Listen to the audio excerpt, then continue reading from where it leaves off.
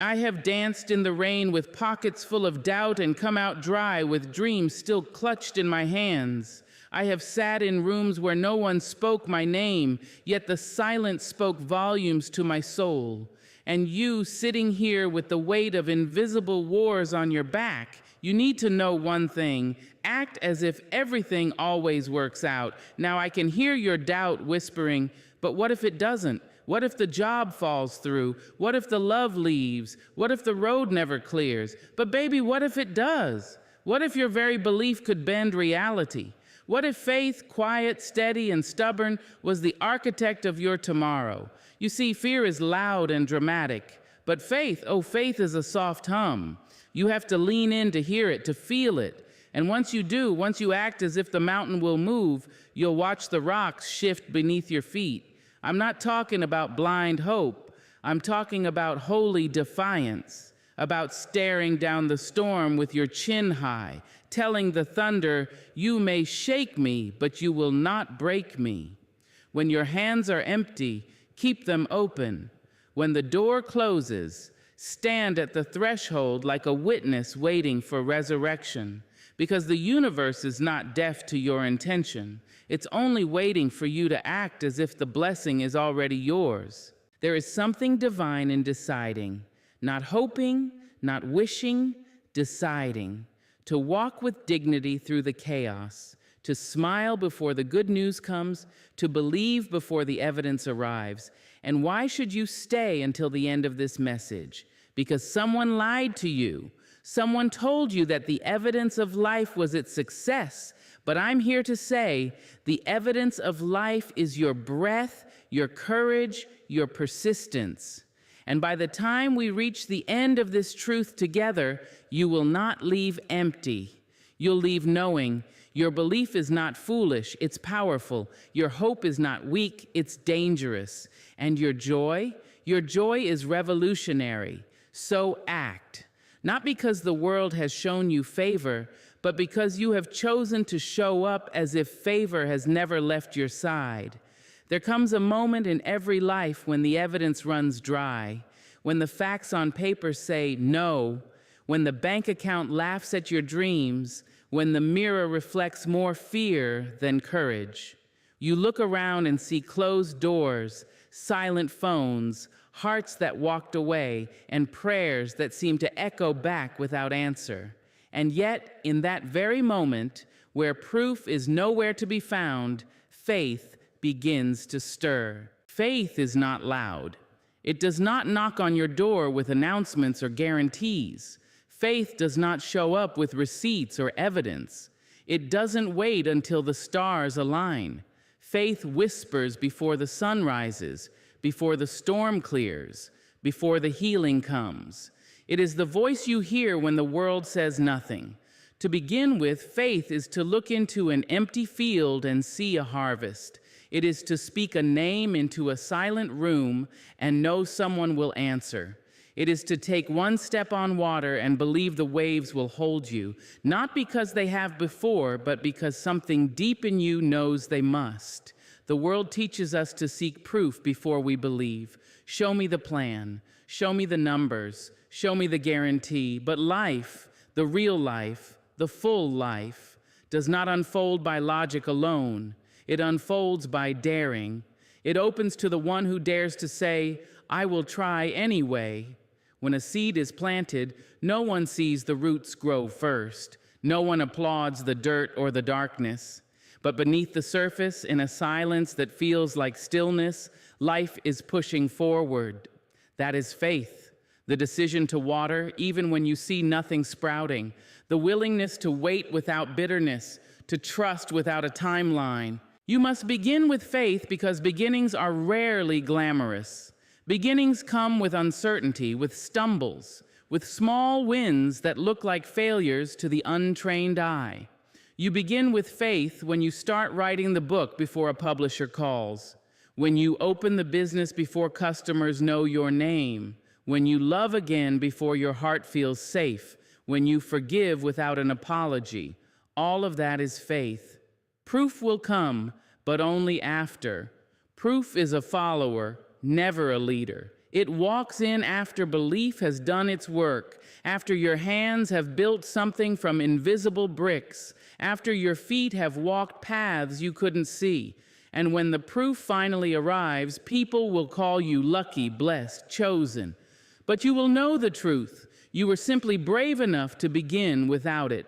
Let them call you foolish. Let them doubt while you do. There is a sacred kind of power in the person who chooses to act as if it's already happening, who carries themselves like royalty before the crown arrives, who speaks healing before the doctor confirms, who holds peace before the world changes. That is not delusion. That is creation. That is how change begins. There is a beauty in choosing to believe before you see, not because you're naive, but because you know how powerfully your belief shapes the world around you. What you expect, you invite. What you affirm, you strengthen. When you begin with faith, you teach the world how to meet you with opportunity, with alignment, with more than you imagined. So wake up and bless the day before it proves itself good. Show up for the dream before it pays you. Sit at the table like the invitation already came. Walk into the room like you belong because you do. Say yes before you know how, and trust that the how will meet your yes along the way. This is not about pretending all is perfect. This is not about ignoring reality. This is about trusting that there is more to reality than what you can see. It is about honoring the unseen forces, the resilience in your bones, the wisdom of your ancestors, the strength in your spirit. You are not waiting for permission to be powerful. You were born with that right. So take the leap, write the letter, speak the truth, begin the thing, begin with trembling hands if you must. Begin with no applause, no roadmap, no validation. Just begin. Begin with faith and watch the world rearrange itself around your belief. Because it will. It always does. Courage does not wait for the storm to pass. It rises right in the middle of the thunder. It doesn't ask for ideal conditions or friendly faces or the perfect words. Courage shows up anyway. It is the quiet yes in the middle of a loud no. It is the hand that reaches out when every instinct says pull back. It is the voice that says, I will try again, after failure has made a home in your bones. Life does not ask you if you are ready. It simply happens. It sends the winds when you are still barefoot. It calls you into battle when you feel weakest. And yet, courage is not about waiting until you feel strong. It is about walking in anyway, because the calling is louder than the fear. It's standing up when your knees shake. It's speaking truth when your voice cracks. It's choosing movement when staying still feels safer. Circumstances will always have a reason to hold you back. There will always be bills, responsibilities, opinions, risks. There will always be scars from the last time, voices in your head that echo old doubts. But courage is what carries you through the fire, not around it, through it. It doesn't remove the pain, it gives it purpose. Some days, courage is loud. It's making the call, leaving the job, saying no, walking out, walking in, standing up. Other days, courage is whisper soft. It's getting out of bed, washing your face, showing up late but still showing up, trying again when no one claps. Both are sacred, both are enough. You were never meant to live your life according to the terms of your circumstances. Circumstance changes like the weather, unpredictable, unstable, rarely convenient. If you only move when skies are clear, you'll spend your life in waiting. But courage says, I will not let this define me. It separates who you are from what you're going through. It says, this may be my situation, but it is not my identity. People will see your courage and call it luck. They will see the fruit and not the fight. They won't know how hard it was to keep believing. They won't know how many nights you cried before choosing to rise. But you will know. You will carry that knowing in your chest like a badge no one can take. That is the gift of courage. It builds you even when it breaks you. When you have courage, you stop needing the path to be paved. You carve it yourself. You take the machete to the jungle and clear your way, inch by inch, wound by wound. The world bows not to those who wait for comfort, but to those who act despite discomfort, to those who don't just survive, but stand. Courage is not about being unafraid. It is about being intimate with fear, but not ruled by it.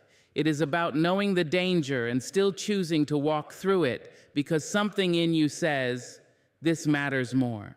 It's feeling the panic and stepping forward anyway. Because if fear is the lock, courage is the key. There is something holy in the person who refuses to back down, not out of pride, but out of principle. Something sacred in the one who chooses to speak, to move, to dream, while the odds say no. That kind of soul becomes a lighthouse, a guide for others, a reminder that it is possible to breathe in the fire and not be consumed. Let the winds blow, let the waves crash. You are not here to be unshaken. You are here to remember that you do not break. And even when you do, when the cracks show and the pieces fall, you learn that even broken things can shine, that scars do not lessen your strength. They testify to it. When you live with courage, you give others permission to do the same.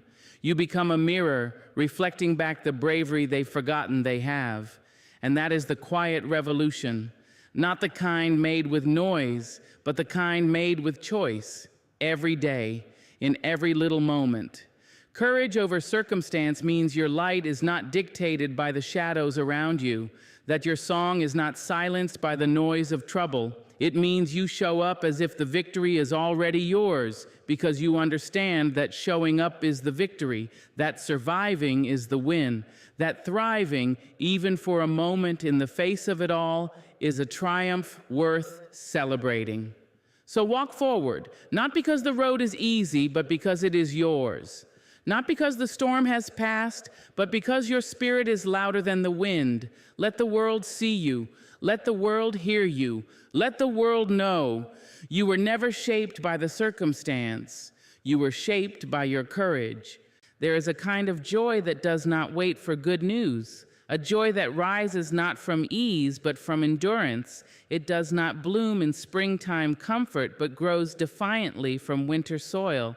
This joy is not polite, not passive. It is not a soft whisper asking for permission to be felt. It is loud, bold, unruly.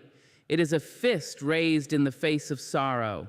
It is laughter when the world expects silence.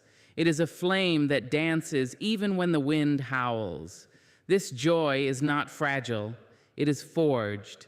There are those who mistake joy for ignorance, who believe smiling in the storm means you do not see the clouds. But the ones who carry defiant joy are not blind. They are not unaware. They have simply chosen to light a fire no darkness can extinguish, because they know sadness is heavy, but so is resistance. And joy, when wielded in defiance, is resistance. It is armor. It is protest. It is survival. To wake up and choose joy in a world that profits off your despair is an act of rebellion. To laugh when your heart is tired, to dance when the ground shakes, to sing when the throat is sore. These are not foolish acts. These are sacred. These are declarations. I am still here. I am still alive. And I refuse to let the weight of what's wrong steal the light of what's right. Defiant joy is not rooted in circumstance. It is rooted in decision. It is not a response to what happens. It is a stance regardless of what happens. It stands up when disappointment says, sit down. It rejoices not because everything is perfect, but because the soul knows perfection was never the point. Living fully, that's the point. Loving deeply, laughing loudly, healing loudly, that's the point. There is a quiet power in smiling through the struggle, but even more power in laughing out loud, in dancing in public, in walking into a heavy room and refusing to carry its weight as your own. There are moments when joy must be gentle, but there are moments, real, raw moments, when joy must be a roar.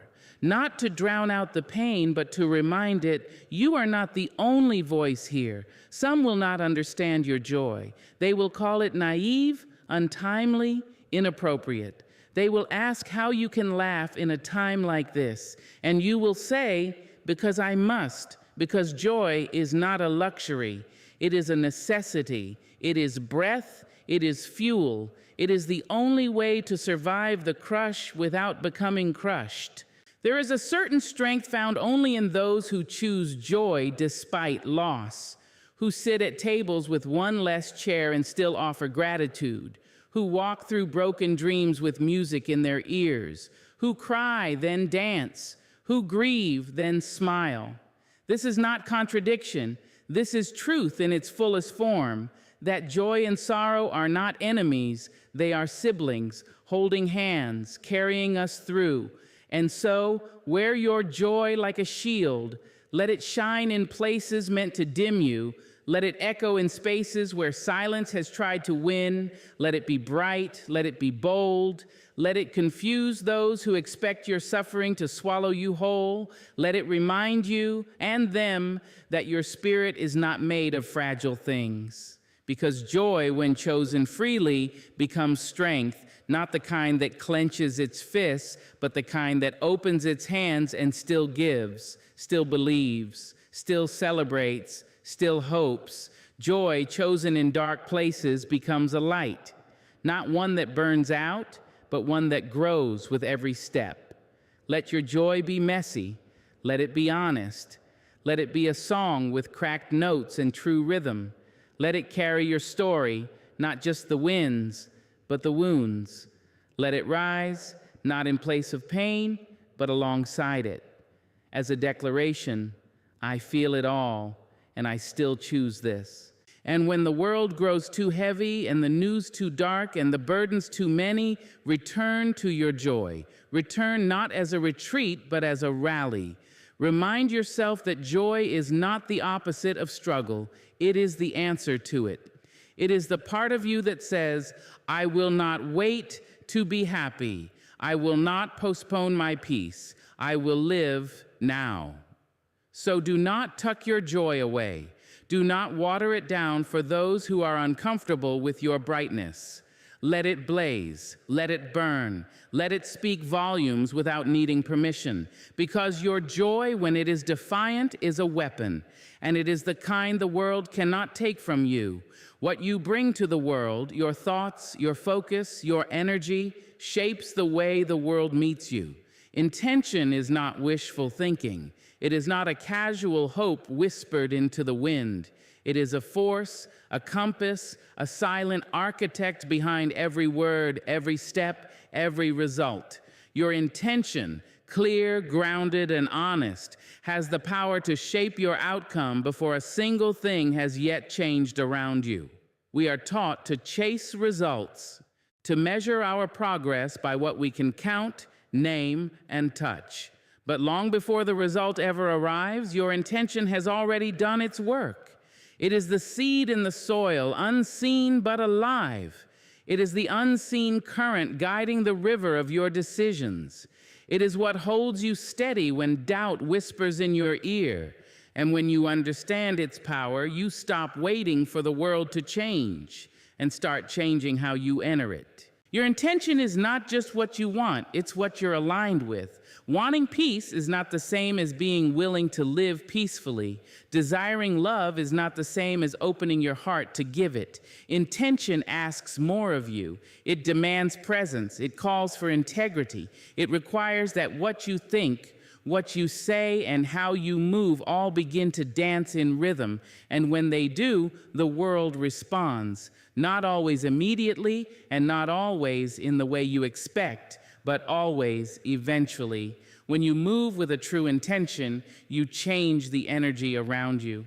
People feel it, doors feel it, paths appear where once there was only confusion, not because magic has intervened, but because clarity has. A scattered mind cannot create a focused life. If your energy is divided, your outcome will be too. But when your intention is clear, even the foggiest road begins to part. That clarity is a magnet. It draws the right people, the right timing, the right lessons, and it repels what no longer belongs. What you are not aligned with will fall away, not as punishment, but as protection. Because intention does not only attract, it filters, it cleanses, it corrects. You can walk through the same door with two different intentions and receive two entirely different results. One person enters a room to impress, another enters to connect. The first leaves exhausted, wondering why they never feel seen. The second leaves fulfilled because they were present and honest. Same space, different outcomes. The difference is the intention they carried in their chest.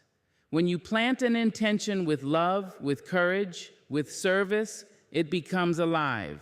It speaks through you even when you're silent. People won't always know why they trust you, why they remember you, why they feel better around you. But your intention will be the reason. It's not performance that leaves a mark, it's presence. And nothing is more powerful than a person who is deeply present with what they intend to create. Set your intentions like prayers, not because you are begging the world, but because you are choosing to believe in your own influence. And then live as if it has already been heard. Speak as if your words are seeds. Move as if every step is sacred, because it is. Your path is not only shaped by where you go, but by why you go. Even in failure, intention speaks. You may not always get what you hoped for, but intention ensures you get what you're meant to learn. It turns every ending into a teacher, every delay into a design. There are lessons that only show themselves when you are moving with clarity. There are blessings that only appear when your heart is ready to hold them. Do not underestimate the quiet power of a clear intention. It may not shake the earth in the moment, but it shifts your entire trajectory. It is the difference between wandering and walking, between surviving and becoming, between reaction and creation. So ask yourself, not just once, but often, why am I doing this? What am I here to give, to feel, to become? What is guiding this choice, this moment, this movement? And be honest, not polite, not pleasing, honest. Because intention, when it's true, will not just get you where you're going, it will make you worthy of the destination. You are not a leaf blowing in the wind, you are a force. And when you move with clear, rooted, wholehearted intention, the world moves with you, quietly, powerfully, inevitably.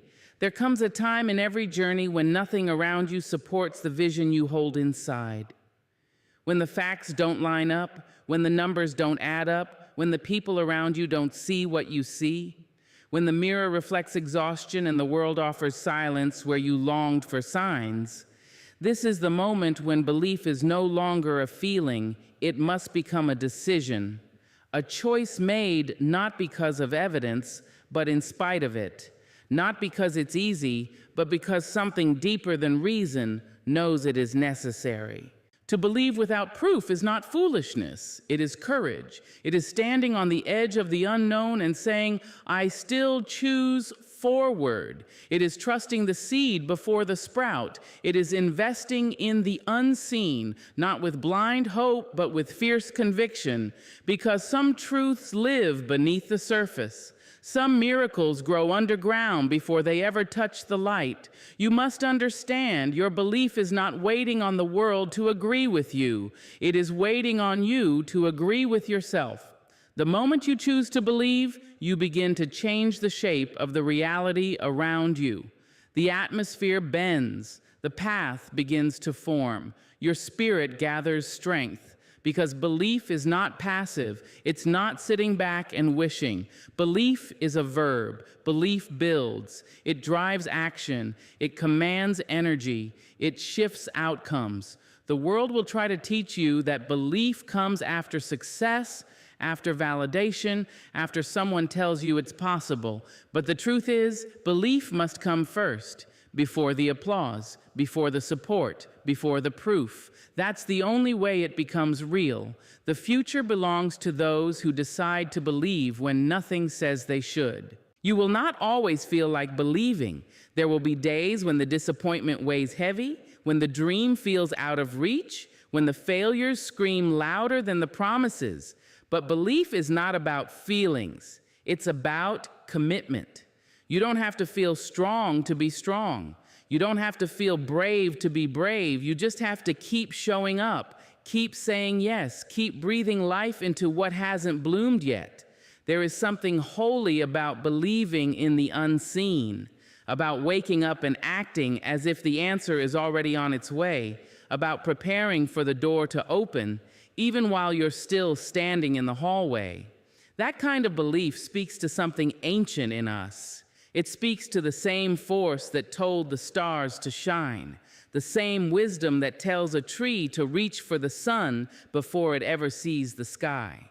You have that same force in you, that same wisdom, that same fire, but it won't roar unless you call it forth. It won't rise unless you let it.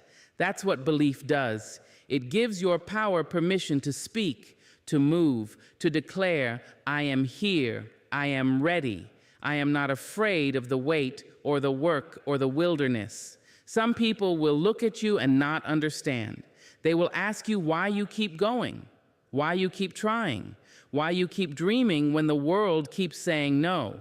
And your answer will be simple: because I believe, because I know what I carry, because I am not willing to betray the truth that lives inside me just to match the reality outside me. You were not born to measure your worth by what you've already accomplished. You were born to shape what's possible by daring to expect more, to look at the mountain and still take the first step, to look at the emptiness and still build, to look at the silence and still sing. That is not madness, that is mastery. That is creation in its purest form. Faith and belief are not escape routes. They are building tools. They are the hands you use to construct the life that hasn't shown up yet. They are the fire you feed with your words, your actions, your decisions. They are the blueprint for your future, drawn in invisible ink, revealed only by the heat of your persistence. You don't need everyone to agree with your vision. You don't need everyone to clap when you speak it. You just need to hold it, to protect it, to nurture it like a newborn promise. Speak it even when your voice shakes. Carry it even when your arms are tired. Trust it even when the road is long and winding. Because one day, yes, one day, the world will catch up. The evidence will appear. The results will come. But you will not be surprised. You will not be shocked. You will simply nod and say, of course, because you already saw it, because you already knew, because you decided to believe long before anyone else did. Victory is not a distant land you reach someday. It is a state of being you choose to live in today. Most people move through life chasing a moment that will finally make them feel whole, worthy, complete. They run toward titles, toward applause, toward milestones, believing that once they arrive, then they will feel victorious. But true victory is not an external finish line. It is a decision to embody the worth, the power, the fullness of who you are right now before the world validates it. When you live from victory, you don't wait for evidence to feel empowered. You show up empowered. You don't wait for circumstances to affirm you. You affirm yourself. This is not arrogance. It is alignment. It is remembering that everything you need to win is already inside you, that your identity is not based on what you achieve, but on what you carry. You stop striving from a place of lack and start creating from a place of abundance. To live from victory is to walk with the certainty that the path may be winding, but the outcome is already yours. It is not passive, it's powerful. It doesn't mean you sit back and do nothing. It means you act with the mindset that no matter what obstacle appears, you will overcome. You will adapt. You will grow through it, not just go through it. You become someone who no longer asks, "What if I fail?" but rather says, even if I fall, I rise again. The world trains us to chase, to earn, to prove. But victory is not about proving, it's about remembering. It's remembering who you are when everything else is stripped away. It's remembering the strength that has carried you this far. It's remembering that your value doesn't begin when you arrive. It's what gets you there in the first place. Living from victory transforms the way you face challenges. Instead of seeing problems as threats, you see them as opportunities to reveal the power within you. You don't crumble when plans change. You pivot. You don't retreat in the face of fear. You breathe deeper and press forward. Because you're not just fighting for a win, you're living as if you've already won. Your energy shifts. Your words carry authority. Your posture commands respect, not from others, but from yourself. This way of living is not a denial of difficulty. It's not pretending everything is perfect. It's choosing to see yourself as whole, even when you're still healing. It's choosing to speak with confidence, even when the road ahead is unclear.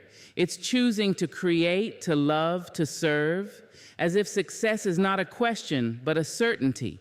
Because when you live from victory, doubt may visit, but it doesn't get to stay. You become rooted, grounded. You're not swayed by every failure, not deflated by every delay. You know who you are. You know what you're building. You know the outcome is shaped not just by what happens, but by how you show up for it. That kind of presence changes everything. It silences insecurity. It cancels comparison. It turns obstacles into teachers and detours into design. People will notice the shift. They won't always know what it is, but they will feel your peace, your certainty, your calm in the storm. That is the power of living from victory. It creates a ripple effect. It gives others permission to believe they can do the same, to stop waiting for the finish line to celebrate who they are, to start walking like they already belong because they do. You stop asking for permission. You stop auditioning for acceptance. You stop shrinking to fit into rooms not built for your light. You build your own. You bring your own energy. You embody the wind before it arrives. And because you do, it cannot help but meet you. Living from victory is a decision you make each day. It's not based on how you feel, but on what you know. You know that your journey is unfolding in perfect timing. You know that the battles you face are not signs of failure. They are signs that you are already on the path. You know that your value is unshakable, even when everything around you shifts. So you rise, you show up, you speak with power, you give your gifts, you move with purpose, and when setbacks come, you don't fall apart. You lean into the truth that you were never chasing victory. You were living it, carrying it, becoming it. Victory isn't something you reach one day when everything goes right. It is the way you breathe, the way you speak, the way you carry yourself in the face of everything that tries to make you forget. It is not a prize waiting at the end. It is a mindset that shapes your every step. Live from it, not toward it, because it has always been yours. And when they ask you how you made it, through heartbreak, through hunger, through the long nights and silent prayers, stand tall and say, I acted as if everything always worked out. And then it did.